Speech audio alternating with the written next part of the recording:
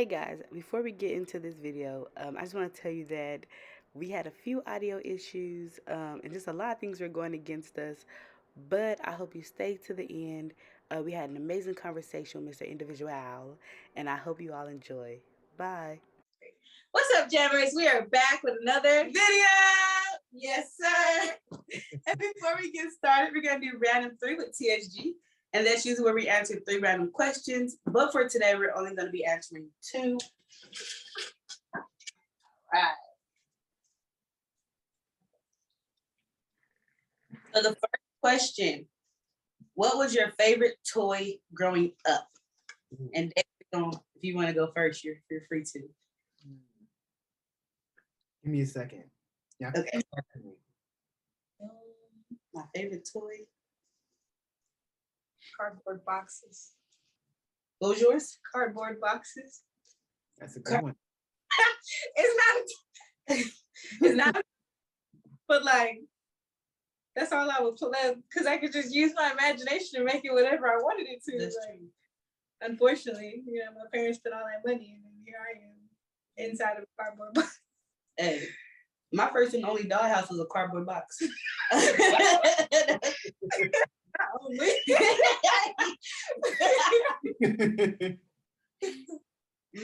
would say mine was for sure Barbie dolls and baby dolls. Like, baby, it was my favorite. It was so fun, and like you could create different personalities, and I had a whole village. I would probably say it was a Transformers toy from McDonald's because we rarely ever went to McDonald's. And I don't know what it was about this Transformer toy, but it just did everything for me. I can't even describe what type of car it was. I don't know. It was just Transformer. It was Transformer. Yeah. All right. The next question. Okay. If you could change your name, what would you change it to? Ooh, I have so many because I don't like how common David is. It's a great name. It's just too many people have it. Yeah. So I thought of Daniel because it's less common. Malachi, Zechariah. I have thought about this a lot, and I'm just blanking on all the other ones. But those are a few that I think are better than David. That's wild. I can see Malachi. Yeah, I see Malachi. I would have chosen Daniel and Malachi for myself as well.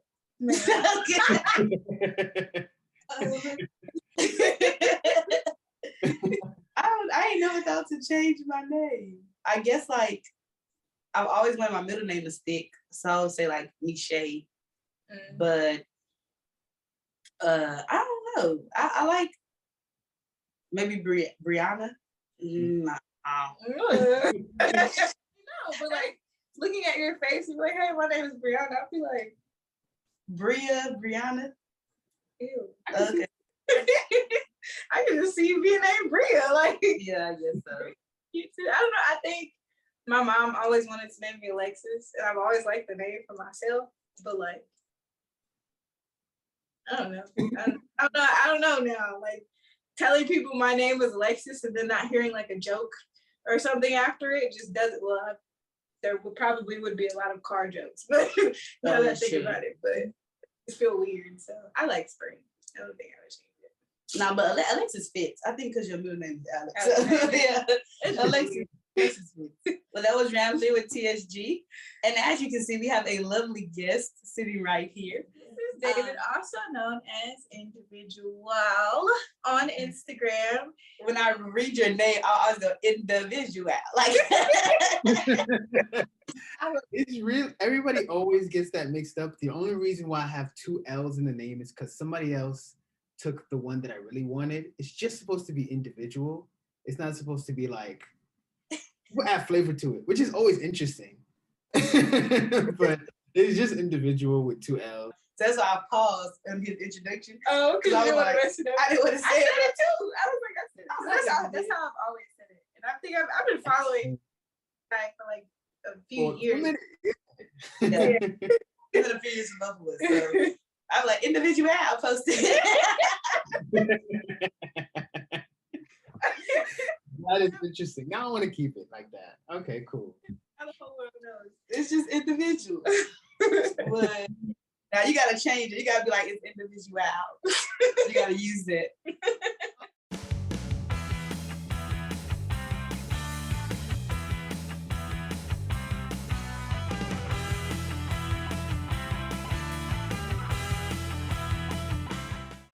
He is a digital creator.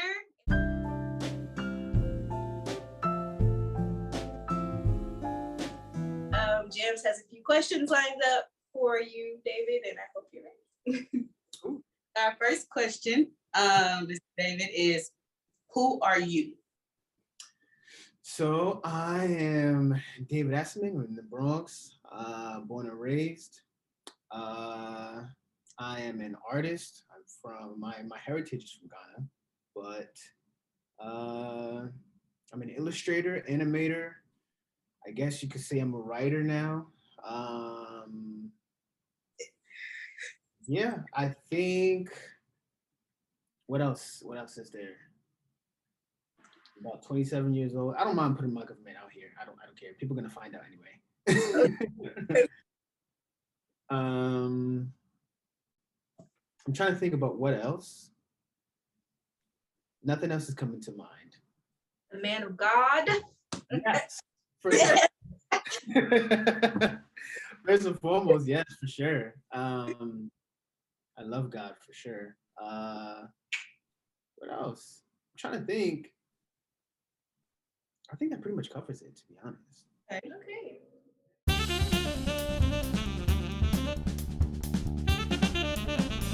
So our next question is, how did you transition into digital art?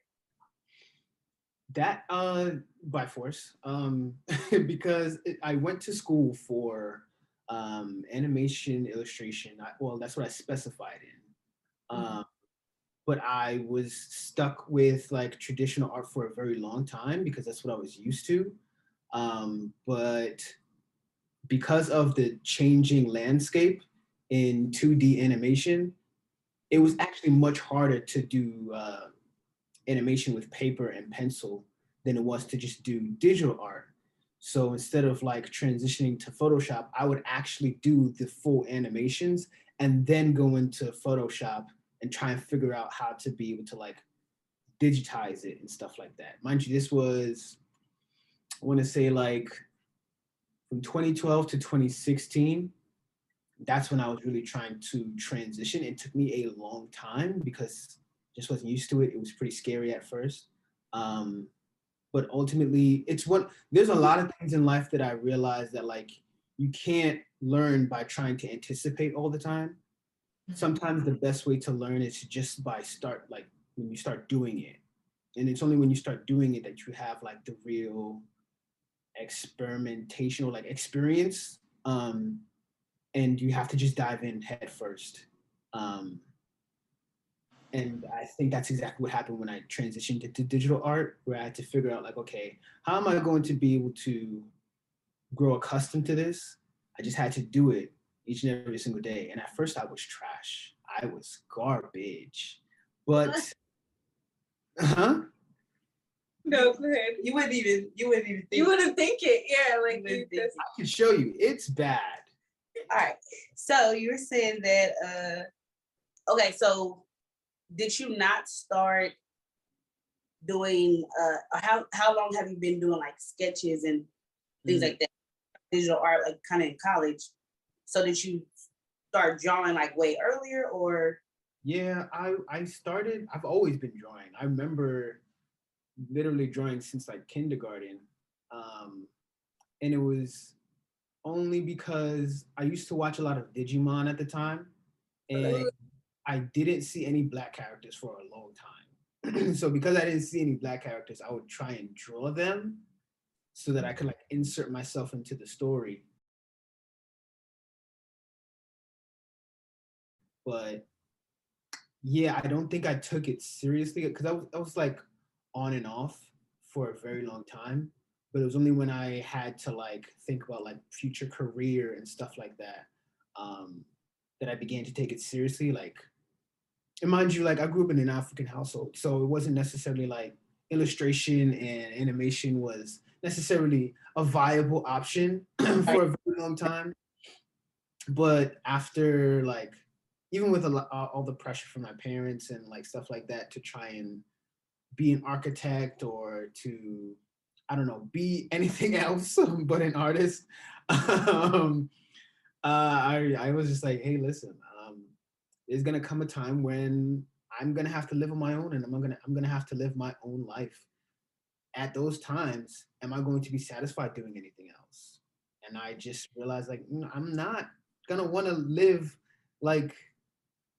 Sure, I can make a lot of money. I know for sure, like, if I work hard at it, I could do something else, but I wouldn't be satisfied. And I got a taste of that even after I graduated from college. But I had decided in 12th grade that, like, you know what, if I'm gonna be able to do this, I'm gonna have to go hard. And that's when I really started to take traditional sketches and drawing and stuff like that really seriously, because I wanted to become a comic artist at the time. Yeah, I think that's about it. Good. Awesome. Hey, you're funny. Right. Okay, so our third question is, have you ever been ridiculed for your dedication to God in your art? And how has that affected the brand we see you as today? I don't think I would ever say ridiculed. Well, I mean, outside of art, yeah, probably. But even then, I wouldn't say it was like ridicule or like bullying or anything like that. I would probably say excluded, because in a lot of the circles that I've been in, especially being in the art world, like there's a lot of definitely eccentric people who might have thought that my faith would automatically be label me as like conservative or someone who's bigoted or like has like those types of archaic views and stuff like that. So I think ironically they may have actually put like pigeonholed me and put me in a box without actually getting to know me in a lot of senses.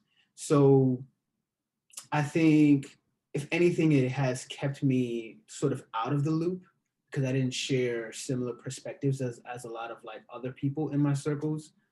Um, so I think that's probably the biggest way that it's shown up, but I wouldn't say that it's necessarily like caused me to feel like I'm a victim necessarily. It's just more of like, okay, I just have to find my people.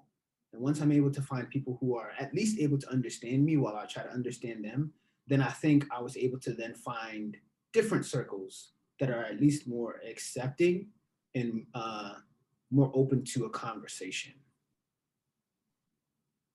All right, I love that. Wow. That was an amazing answer. Yeah. We have one last question, but I'm gonna pause on that because I got some questions. Give me the questions. We here. I have a question. So I want to say that I found you as you were just starting out with the human series. And maybe, but I think some of my favorite things that I've seen you do have been like taking some of the white characters, like even the biblical characters, and like making them black, or taking certain characters that are like white and making them like, what, like they're black. It's like, look at me. Yeah. Two puffs, you know what I mean? I was getting into characters. But I did love the human series. I think because I understood like how when you like talk to different people, you kind of go, like, oh, this is so deep, this is juicy. So what made you be like, or no, what would you say was your favorite? I would say, what's your favorite thing that you've done first? I kind of want to know what your favorite is. That's a good question. So these days, I really enjoy just making like short form content. I like just making something that's quick, funny, or like something that like is just temporary. However, on the flip side, I've also been thinking about legacy. a lot more recently. And I think because of that mindset, I've actually been drawn to complete like more hood versions on the low, right? So like that is coming out much more, but it's also a little bit more challenging because as much as I like to push the bar, sometimes I find that I can go a little too far trying to I guess retranslate the Bible in a lot of different ways. But I think if anything, like before I leave this earth, I want to have the most fun retelling those Bible stories, but then also giving people a route to be able to understand and have a relationship with God for themselves. And I think hood versions is probably the most fun and probably the best route to be able to do that. And that's why, like, these days, I try to make it my priority. Not all of it is out yet, but it's coming. I like it. Hey, if you ever need to sit down, like his story. That's how she does. That's like I call it King Bria because I'm Bria version because I try to like sometimes it's just easier to be like, look, Just related to yeah. And his brothers were some haters. They knocked him out, put him in a ditch. So his like he had to be like, hey, fool. You know? Yeah, for sure. Real quick, just for people who do not know, hood versions is basically Boondocks for the Bible. That's the best way I can explain it. It's Boondocks or like Black Twitter for the Bible. If you could retell the Bible in a way that people would be able to understand in a tangible form, I think these days that's how I would be able to explain it to people who don't know. So yeah. That's so dope though, because hood versions is amazing because everybody gets to see a piece of themselves. Mm-hmm. And you know, sometimes we read the Bible and we're so like, so long yeah, we're so detached from it, like, or like, how am I supposed to relate this to my life without a pastor? I'm not a shepherd, or like somebody to have that covering and explain to you this is what this means for you. Hood versions just is like, I don't know, y'all remember those books for dummies, like the yellow. It's like that, but I love it so much because it's fun. And in all honesty, that's how I grew up. Like, if my dad is watching this right now, Dad, you have an Instagram. I don't know why you have one, but go to this page, check out hood versions, and tell me that is not like your sermons verbatim. Like, it was amazing. It was an amazing childhood, in all honesty, growing up, having somebody be able to explain things to me in a way I could understand, and to still see someone so young, so vibrant, so full of energy, be able to put that out into the world for other people to be able to experience. So we definitely appreciate him, and we're so excited to see where he's going.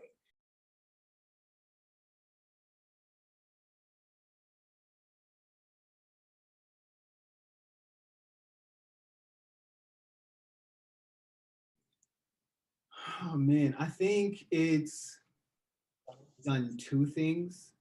One, it helped me to be more disciplined, but it's also helped me to diversify. So what I mean by that is, so it's hard being able to continue a story and make sure that it makes sense and try and make sure that like everything is cohesive while also not keeping it short. Because I've been used to making like short content for like years now. So to have something that needs to have like a longer lifespan is very difficult, especially when I have a habit of trying to overcomplicate things.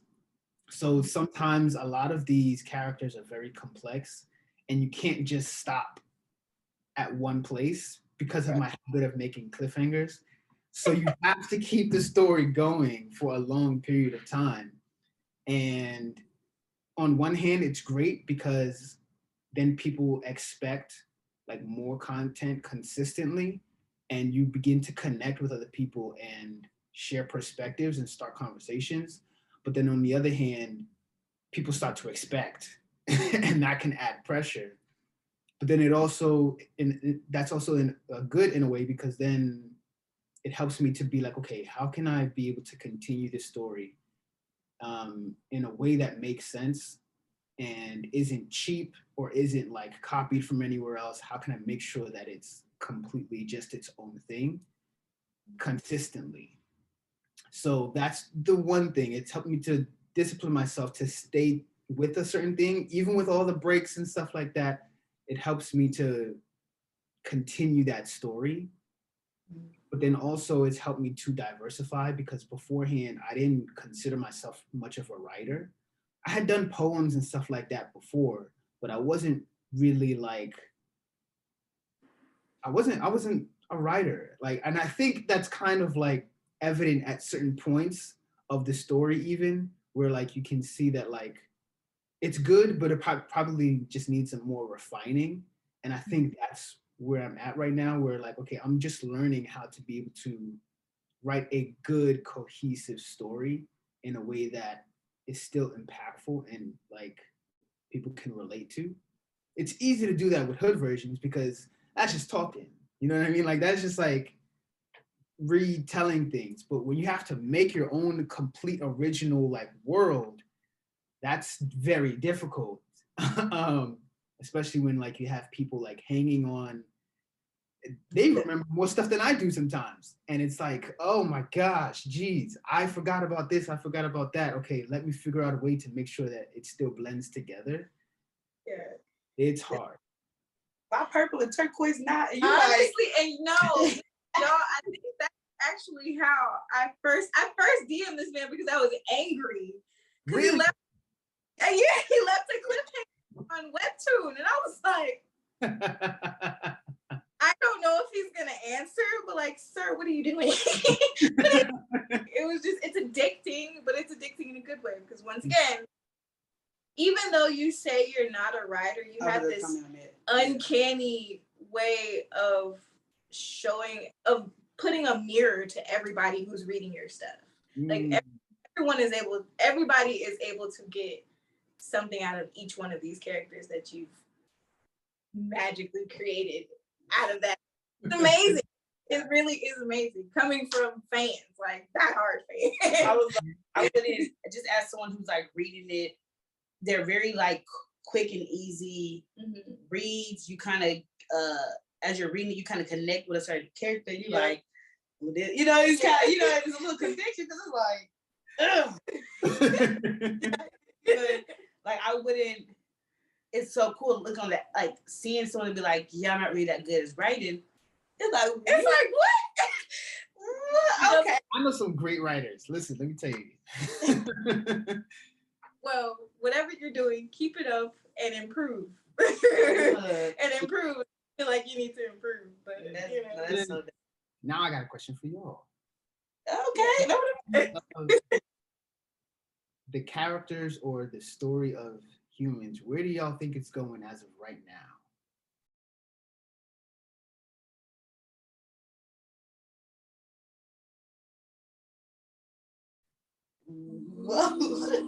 Give a prediction of like where the story is going specifically for, I'll say the first half, which is Herb, Amber, Coral. If you could give me like where you think they're going, or you could give me the second half, which is Emerald, Rosa, and Teal, where you think their stories are going. I was not expecting this question. Just first thing that comes to mind. First thing that comes to mind. Why did you just freeze up like this? I immediately feel like I'm sitting in front of like Chris Brown or something. Like of these stories. Yo, that's wild. Okay, for once, I'm gonna get back to you. I was like, jams is stuck because you know I feel like knowing our personalities, we have conflicting views already. Yes, ma'am. So I know that this is about to be an argument, and I don't want it to be an argument on the channel in front of the creator. So what we can do is have this argument off camera. I would love to hear that argument. The next chapter is coming January 30th. Oh, y'all heard it here first. Y'all here first. It'll already be out. It will. Yeah. But still, anyway.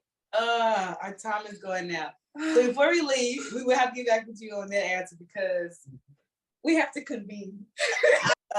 Where can the people find you? Where can they find you? What's coming up next for you? What's the next big project? What you? Man, I can't talk about the next big project, but I am working on it. God willing, is going to come out this year.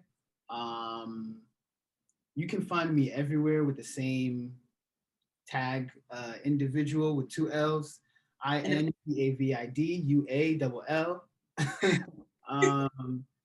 That same thing is on Instagram, Twitter, TikTok, YouTube, everywhere. We out here. You can also support me on Patreon. I think that's where you'll find. There's actually 2 chapters. There's another chapter coming out tomorrow, in advance. So right now we have 2 chapters that are already in for humans that are already in the Patreon, and also 2 secret comics for humans as well in the Patreon, as well as more hood versions are in the Patreon. So there's a bunch of stuff in there for people to find and discover and stuff like that. Also great people in the community in there.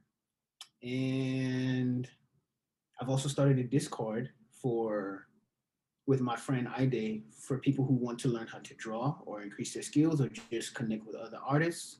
And we're cooking up something in there too. And I might be starting commissions for February, just for couples or friends. But very limited slots. very few slots. So yeah, I think that's also first week of February. It is good. Well, you will see our names again in the DM. What we want and pricing. So we out here. I think that's about it. Gosh, this was amazing. Thank you so much. Like, it's lit. I've been trying to keep my composure this entire interview. I'm so excited. I'm so excited. Thank you for being on the video. Yes. If you do not know who this man is, you are missing out. You need to make sure to go follow this individual on all. Everything is in the bio. It'll be linked below. Yes, it'll be linked below. Man, we just want to thank you again. Yeah, for real. Thank you. No problem. This has been fun. I do want those answers though. So I don't know how you guys gonna get me those answers, but I love theories. They actually help me to create better theories. I mean, better storylines because I like catching people by surprise. But it gives me a good idea of how best to relate to other people as well, because how you think things are going to play out actually reveals a lot about yourself too. So I think that stuff helps me to create. Okay. Well, you'll definitely probably be tomorrow because we have to talk about it. All right. Well, thanks for jamming with us. No problem. Happy Black History Month. Oh, And coming out. uh-huh. All right. You're our first. Oh my God, you're our first Black kid on me. Yes, sir. It's That's him. so awesome. Ooh, dope. Thank you. Thank you. Bye. TSG, TGE, you are watching 2 best friends on the TV. TSG, TGE, Colin, John, and James with BSBU. TSG, TGE, you are watching 2 best friends on the TV. TSG, TGE. nice time.